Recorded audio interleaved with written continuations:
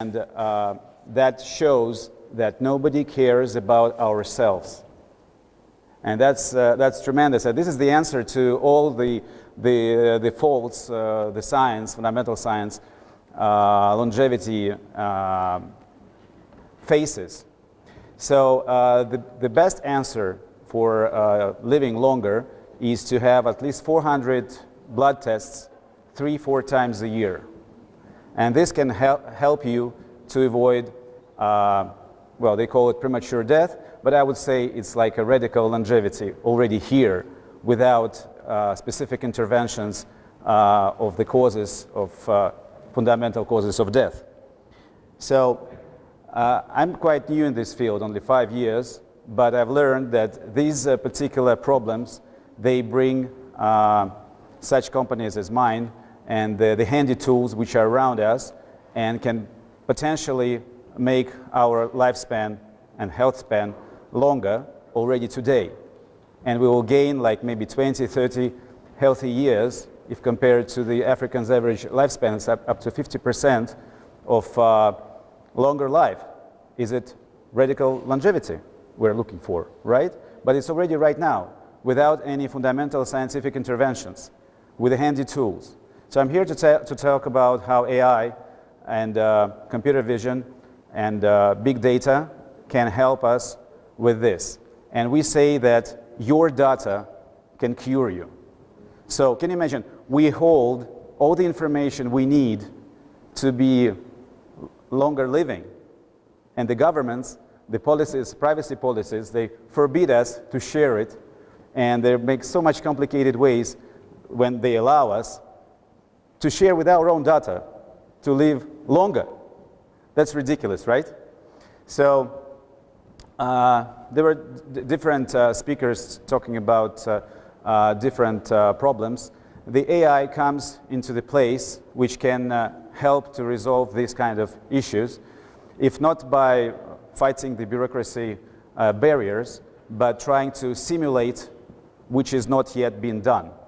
For example, AI simulations of clinical trials, AI simulation of patients' data, which cannot be opened, and can you imagine in open source, which is possible for data scientists to use, there are only 3 million open source data which such companies as ours reached and made disease prediction models.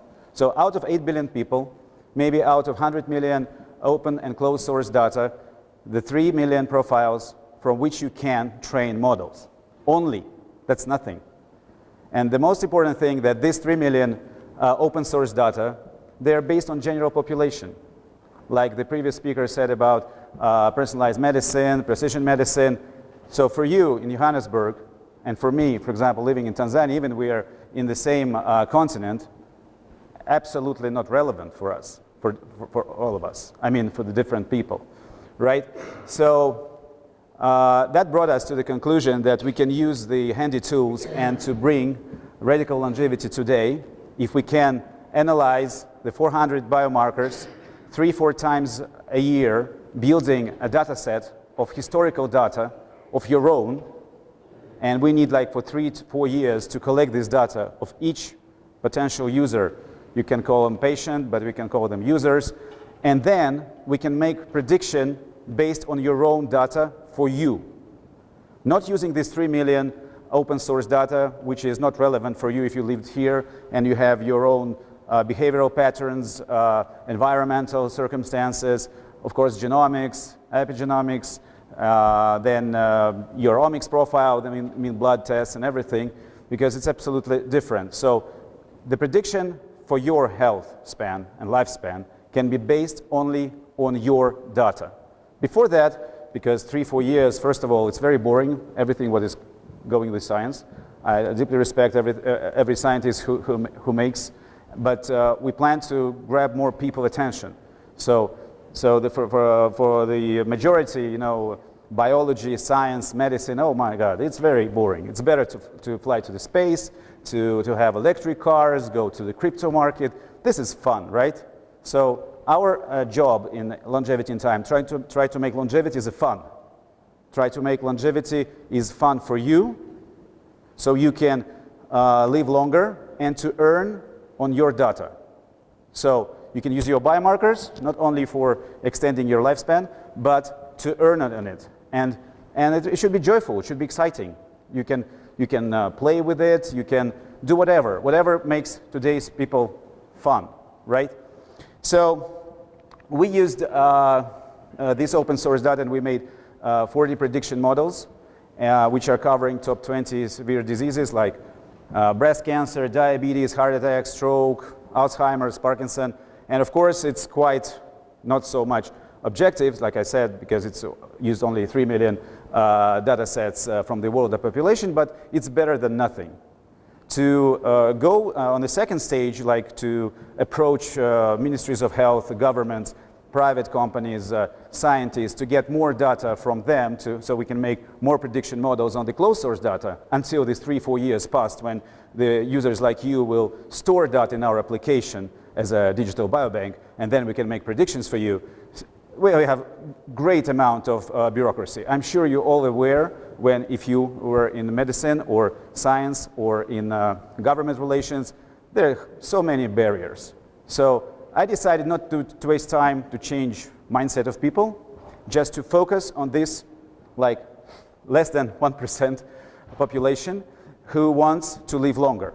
To waste my time, and you know that there's about 1 million hours of life, right? So I have left like maybe 500,000, luckily, if Aubrey or Vadim Gladyshev or other guys will not make something breakthrough in fundamental science. So I want to waste my time focusing on this 1-2%. I don't want to knock on the closed doors. I want to go only at the open ones. I don't want even try to open the handle, because I know in 99.9% cases, these handles are, I don't know, like a safety box. You know, you need to hire greatest hijackers in the world to go inside. I don't have that time. Steve Jobs, he wasted his time to change people's mindset. 56, 30 billions, dead. Mother of Bill Gates, 65, 50 billion, dead. Paul Allen, partner of Bill Gates, 64, about 50 billion, also dead. These are the 3 richest dead people in the world. I want to be the richest alive, and not necessarily with money, because I'm richer than them because I'm alive. And unfortunately, they're dead. It's very tragical to say, but let's face the facts. And all of you, as me, are focused on what? Earning money. When the last time you made the complete health checkup? And this health checkup, like 400 parameters, is worth like $5,000. Who spend $5,000 on their health if they're not in like stage 4 of the cancer? I think they'll go and buy a new iPhone, right? And that's ridiculous, but this is the truth we're facing. So the difference of our app from others, and this would come to the conclusion why the ChatGPT is a good breakthrough, but it's like a peak of the iceberg, and there is a huge beneath the water we don't see, is that all the risks and recommendations we give based on your historical data, or until you gather this historical data based on any data you provide us, that is completely evidence-based. We use proprietary method of structuring scientific big data, extracting relevant answers to the questions which were arised in the application. So if you are downloading the biomarkers responsible for stroke, we're going to get you the evidence-based articles saying what are your risks, what is your trajectory of life with this current state of biomarkers values, and what to do. And every statement have the evidence, proof, reviewed articles. So this is quite important. What ChatGPT does is sometimes he can give, like Google, they can give information, right? Sometimes it doesn't give information. And the most tragic thing that in most cases relevant to the medicine, ChatGPT hallucinates the information. It substitutes the real facts with something which not existing, and he's not mentioning that this is like not existing information. And sometimes it gives you the evidence-based articles proving that this statement is correct, but nobody opens the links. If you open the link, you'll see they are not matching. This link has nothing to do with the question you asked.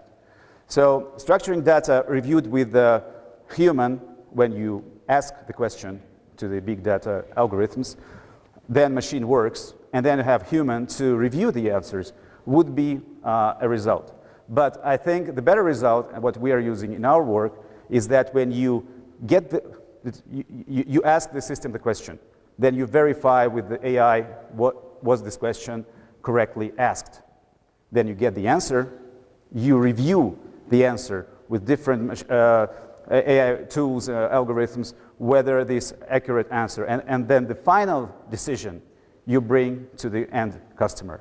So by this way, structuring evidence-based data gonna work, well, 97% more accurate than humans. Even the Concilium of Doctors combined with the Nobel Prize winners, 50. The value of their mindset, thousands, 10,000s. But with this big data approach, we can get the extracted relevant information out of 100,000 professors, the same scientists, Nobel Prize winners on the specific topic.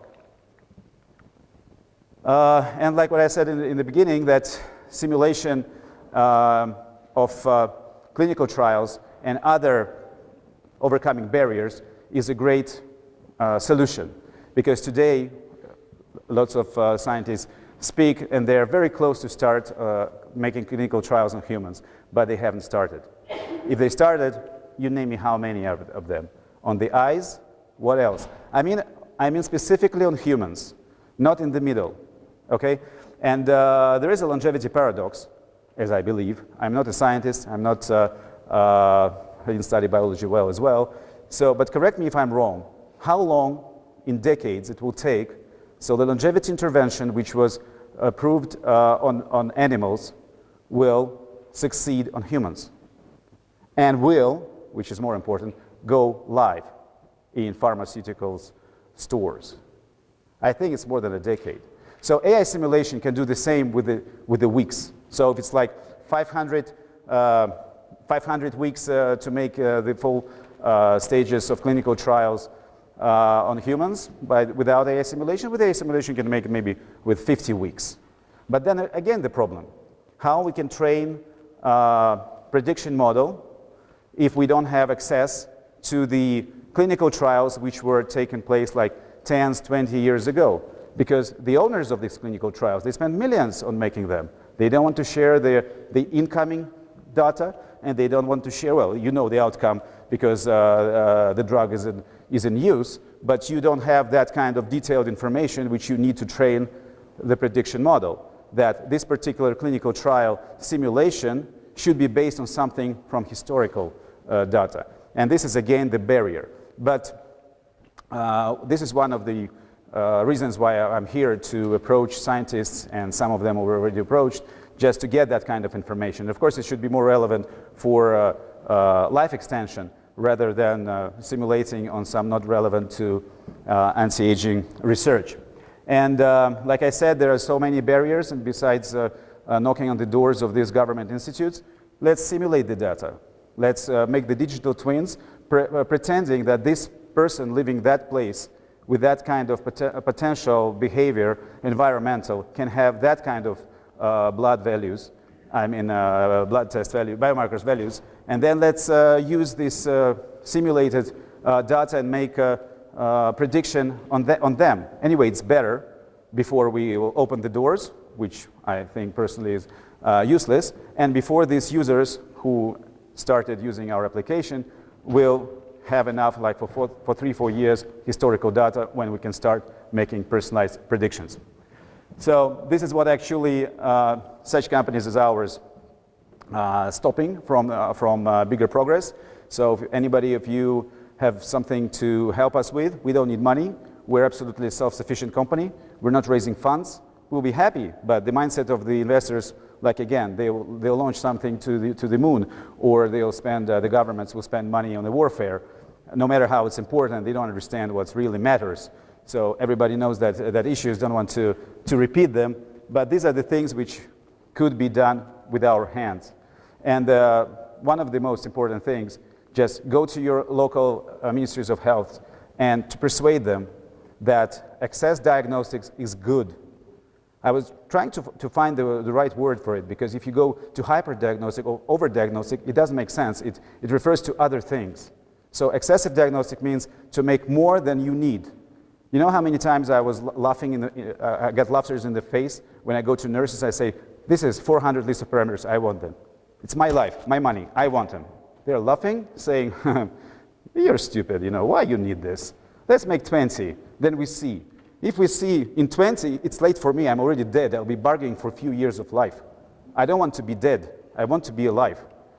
Broader, you take broader, and maybe it's not possible to get the maximum broad, because there are so many diseases which can come to maybe less than 1% of the audience, right? So, and tracking them will need much more money than $5,000-$10,000 if you make 400 biomarkers.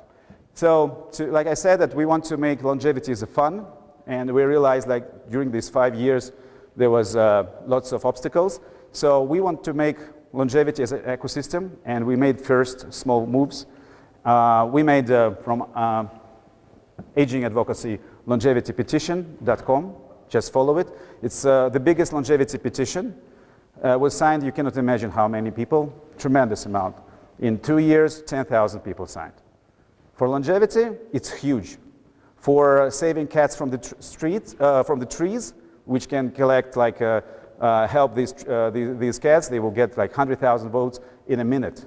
That, again, replicates. And the idea of longevity petition, which was, by the way, made with Martin O'Dea, one of the organizers of the Longevity Summit Ireland, is to force the governments to spend money not on, like they do with their GDP, on everything, like 5% to the anti-aging research, specifically, not on the medicine, not on the healthcare, specifically on that.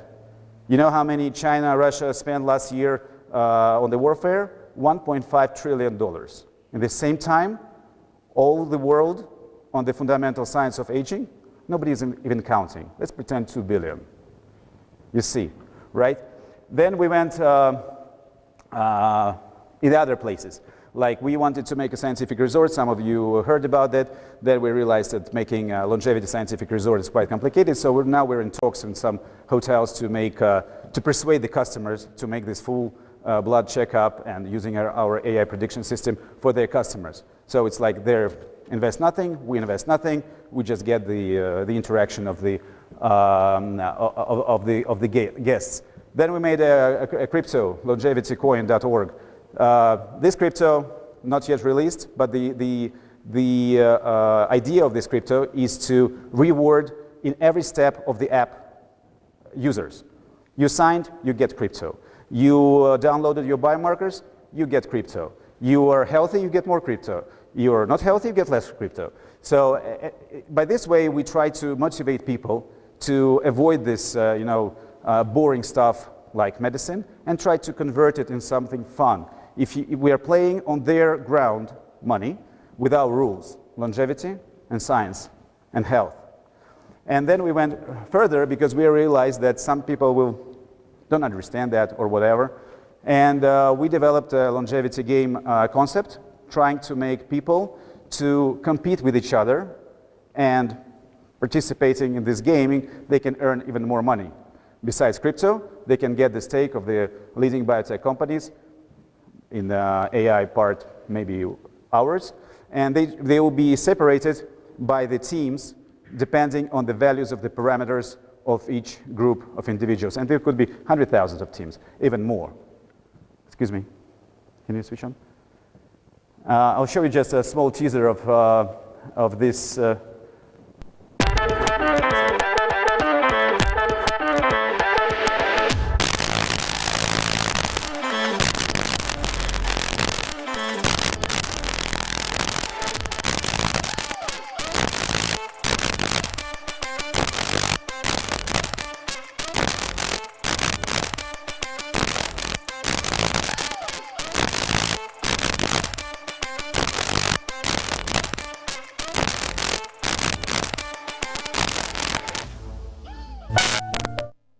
summarizing, the idea of using AI and computer vision is to analyze all your data and give you precise, personalized predictions what's happening with you based on changes of the parameters. As many times they change, as many times you get the risk report.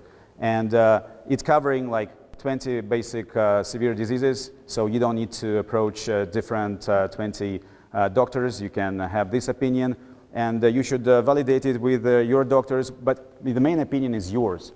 Nobody's gonna make any decisions, any steps besides you. So you need to collect lots of opinions, accumulate them, and take your own decision what you're gonna do. So somebody say AI is a second opinion, I say no. It's a variety of opinions. And please scan this QR code.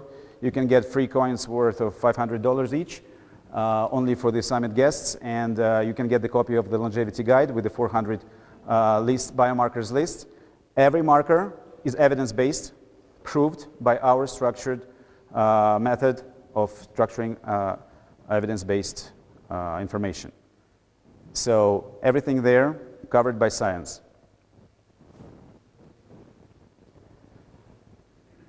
And thank you very much for your time.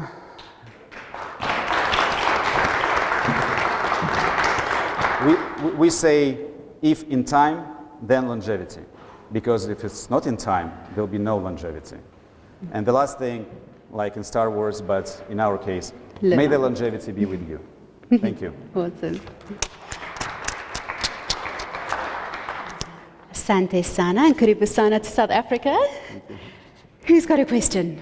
We're going to just take one and then we're going to go on a super fast break. Can I grab that guy? Just give him a chance. More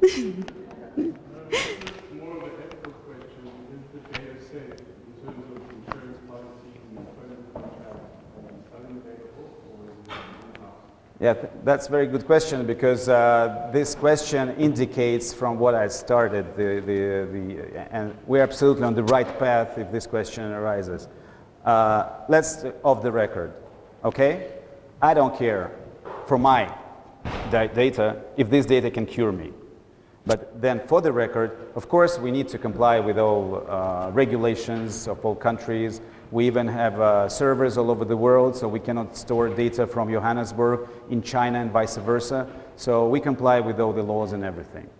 Because one day, I'm sure, the FDA or whatsoever going to knock into our door and do their best work in what they do, they stop developing such companies. Even their moves are killing themselves in the long perspective biologically. And this is devastating. So for me, like going like few decades in the future, okay, I'll go to the island, which is like outside of any jurisdictions, and I'll extend my life. Because the main motivation for me, well, again, off the record, I care about myself and the bonus for humanity. Then for the record, of course, for humanity, a bonus for myself, like how everybody speaks from the stage. So we try to make company the most in need of no one, so nobody can control us, nobody can rule us, nobody can tell what to do, whatever it's advisors, whatever it's investors, no, whether it's, well, if the application would be medical, now it's not medical, and we have all the precautions taken, so it would not be considered as medical. But once we're going to say that we're medical, of course we comply with all the laws. So the idea is to extend your life, and this is the main cause. The second, to make money on that, not vice versa. Because yes, like we spoke in the beginning, there are great demand in longevity companies and everything. But when you go to these investors, they always ask you about one question. What are the multiples?